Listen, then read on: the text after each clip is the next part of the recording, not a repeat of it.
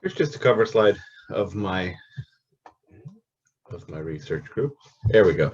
Here's a cover slide of my research group. Really, my group focuses on a couple of different things. Really, it centers around natural product synthesis, so very heavily organic synthetic type chemistry, along with developing new reactions as well. Ultimately, we try to tie the two together to where you develop new reactions for more streamlined syntheses of specific types of natural products. Okay, so here in this slide, it's a little bit dated, but still I think it kind of drives the point home, talking about medical indications of chemical compounds by source for about a 20-year span. And if you look at it, what I really want you to focus on down here is in the lower right-hand corner in the red box, and it says, roughly 90% of all active pharmaceuticals that are currently in the market are either natural products or derivatives of natural products, or they're purely synthetic by design. And so the key feature here is pharmaceutical companies, big or small, doesn't matter, have to have organic chemists who have the ability to make things. Okay, sometimes they have to develop new reactions to ultimately get to the target that they're going after as well.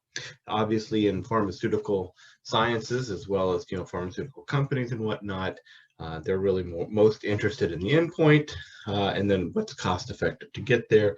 But at the end of the day, it still has everything to do with ultimately a synthetic organic chemist, along with other, there are definitely analytical scientists as well, making sure the purities are there and so on and so forth. All right, so this is a slide, a fairly recent slide of some of the natural product targets that over the years we have completed synthetically in my lab. You'll notice that a lot of them have cyclic ring structure, so they're cyclic ethers in nature.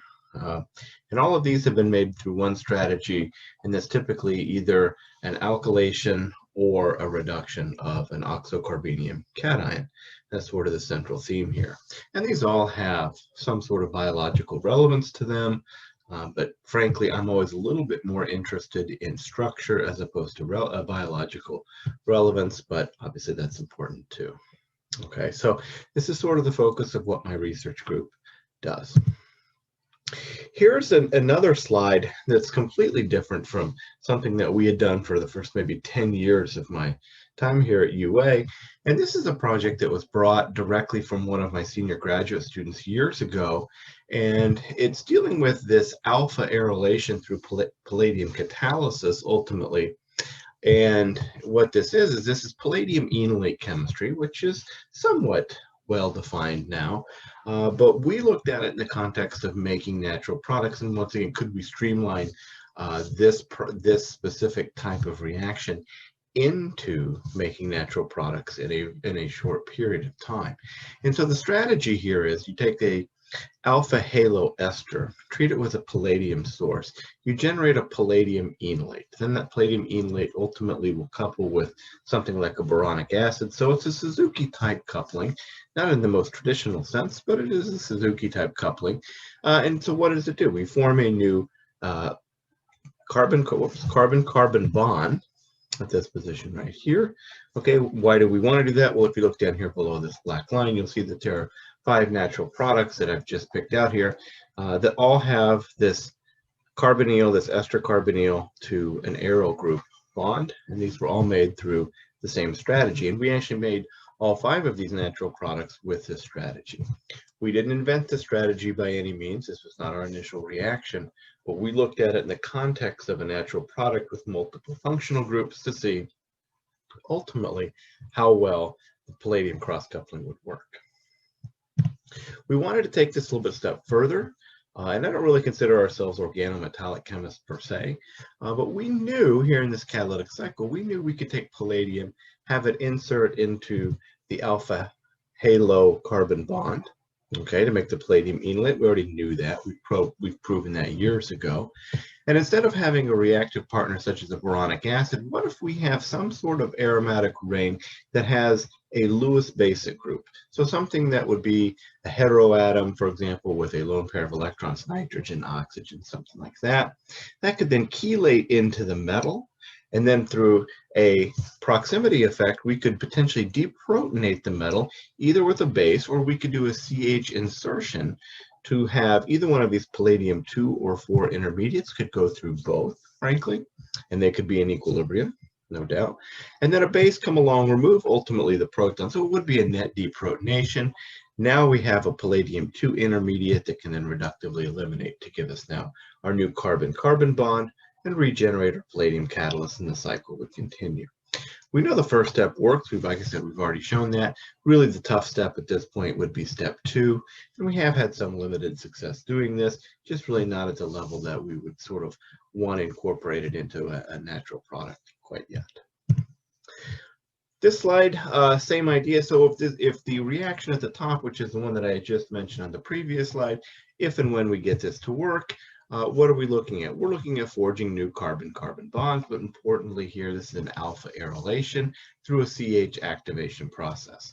And if you look at a bunch of natural products shown here below the black line, one could go ahead and use this strategy to make, really frankly, a myriad of natural products, but I've just picked out 6 here that are just kind of interesting looking compounds to me. And then you can sort of, think about streamlining that synthesis as well to making it as short as possible. Okay. Ultimately, then providing material that you could go and have further testing done, either with a collaborator or, for example, the National Cancer Institute. All right. Now, my last slide here, what I want to show is more recent stuff. This is more recent reactions that we've developed. These are not all of them. We've got a few more since I made this slide. But you'll see, here in 2018-19, we published a series of papers on really some organosilicon chemistry. And the idea behind this is we can use these new reactions to put into our synthetic schemes to help make natural products in a, frankly, a shorter path, more efficient manner.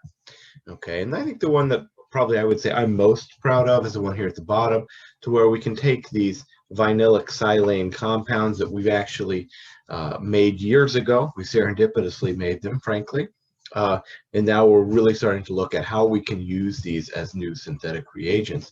But the one here on the bottom, this is really it's a complex reaction in the sense of we're doing a lot of different things. We're doing a deprotonation, okay, and we're doing a deprotonation down here. I'm pointing at the gamma position. So we do a deconjugation. Then we transmetallate to make a boron enolate. Then we add an aldehyde in the second step. Okay, then we do an aldol reaction, and then upon working all of this up, we then do an in situ Peterson elimination, which, oh, by the way, this is a stabilized Peterson elimination, and we get a very selective carbon-carbon bond forming process, selective in the sense of E versus Z. So we form significant amounts of the Z product here, roughly 20-1, and then the deconjugation is very selective for the E. So we make these conjugated dienes, which kind of look like the ones up here, but we make these conjugated dienes through this really sort of tandem/domino process. Okay, this is really hard to do in simply one step. We do all of this in one flask. We don't isolate any of the intermediates. So you literally add this in, ultimately do steps 1, 2, 3, and at the end of the day, you sort of have your product shown here. Okay, so this is to give you just a flavor. This is not the only thing that we do, and we want to keep these pretty short. But I do want to reach out to all of you that are interested. If you're a synthetic organic type, please, I'd be happy to talk to you. We could do Zoom meetings. We could do lots of different things, email, Zoom, whatever would work for you. I am currently looking for a student or two. I think it's always important to have a student or two come into the group to add new expertise as well. I hope you also very much consider the University of Alabama for your graduate studies. I know we have a lot to offer as a department, not just as a synthetic organic person, but we have a lot of really great faculty that do a lot of really, really nice research, and ultimately, hopefully can get you to the goals that you have for yourself, ultimately, as a graduate student. So once again, I'm Dr. Michael Jennings. Feel free to always reach out to me. Email is probably the best way. And if you are interested, please, once again, email me. We can set up a Zoom call, and we'll go from there. All right, everybody have a great time, and I hope to see you guys all soon, and most definitely I hope to see you on campus in the fall. Thank you.